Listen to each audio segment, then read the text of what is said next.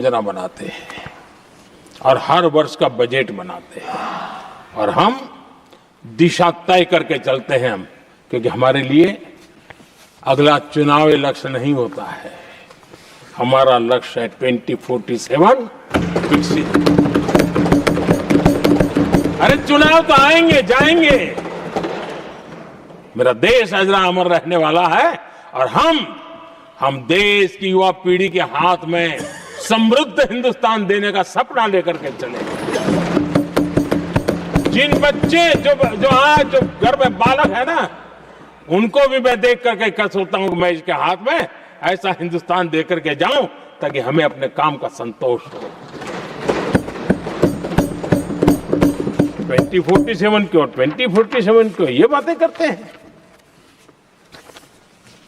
आदरणीय सभापति जी, आज जिस प्रकार से हम इनिशिएटिव लिए, चाहे स्पेस हो, साइंस हो, टेक्नोलॉजी हो, समंदर की गहराई हो, जल थल नभ अंतरिक्ष, हर क्षेत्र में नए संकल्प, नई ऊर्जा, नए कदम और नई सिद्धियों को लेकर के देश आज आगे बढ़ रहा है।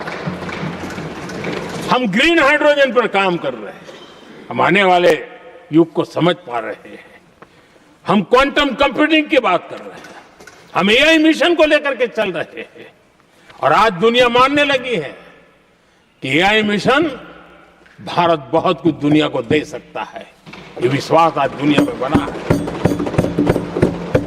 आज दुनिया में क्रिटिकल मिनरल, रेयर अर्थ राजनीतिक हथियार बन गया है। हम उस पर फोकस कर रहे हैं ताकि कभी भारत को किसी के पास हाथ फैलाने की नौबत ना आ जाए। आदरणीय सभापति जी, ऐसे तो अनगिनत प्रोजेक्ट हैं जिसमें विदेश का इन्वेस्टमेंट आना ही आना है, क्योंकि अब हर किसी को अपना भविष्य भारत की भूमि में नजर आ रहा है। हर किसी को अपना भविष्य भारत की टैलेंट के भरोसे नजर आ रहा है।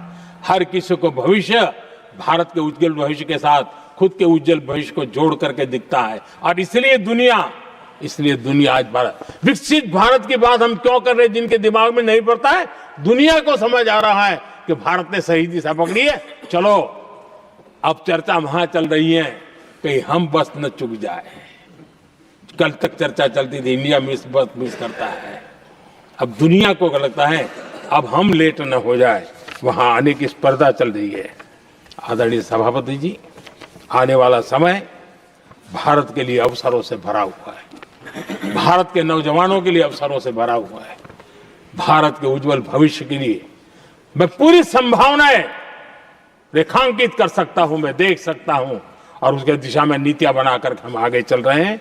हम इसको और मैं चाहता हूं, मेरे देशवासियों को निमंत्रण देता हूं और मैं देशवासियों को आज सदन से भी कहना चाहूंगा, मैंने मन की बात में भी इसका उल्लेख किया था, मैं यहां पर सभी माननीय सांसदों से भी कहूंगा कि आप भी अपने अपने क्षेत्र में से लोगों को बताइए, जब दुनिया भर में इतने अवसर पैदा हुए हैं, उसको स्थायित्व तब मिलता है जब हम उत्तम प्रकार की चीजों को लेकर के जाए, हम क्वालिटी को कॉम्प्रोमाइज न करें। मुनाफा कम क्यों न हो, लेकिन क्वालिटी को हम निरंतर उत्तम करते जाएंगे। इनोवेशन करना पड़ेगा, करेंगे, रिसर्च करना पड़ेगा, करेंगे, प्रोडक्ट में मटेरियल बदलना पड़े तो बदलेंगे, लेकिन हम दुनिया में क्वालिटी की दृष्टि से उत्तम हो, तब जाकर के जो आज राजनीतिक दृष्टि से जो निर्णय होते हैं उसका बेनिफिट लेने के लिए हमने पीछे नहीं रहना चाहिए। मेरे देशवासियों से मैं आज यही आग्रह करूंगा कि आप क्वालिटी के विषय में मेरा साथ दीजिए, क्वालिटी में कॉम्प्रोमाइज न करिए। आप देखिए, दुनिया सिर्फ और सिर्फ made in India, made in Bharat, made in India, made in Bharat, इसके लिए गीत गाने लग जाएगी।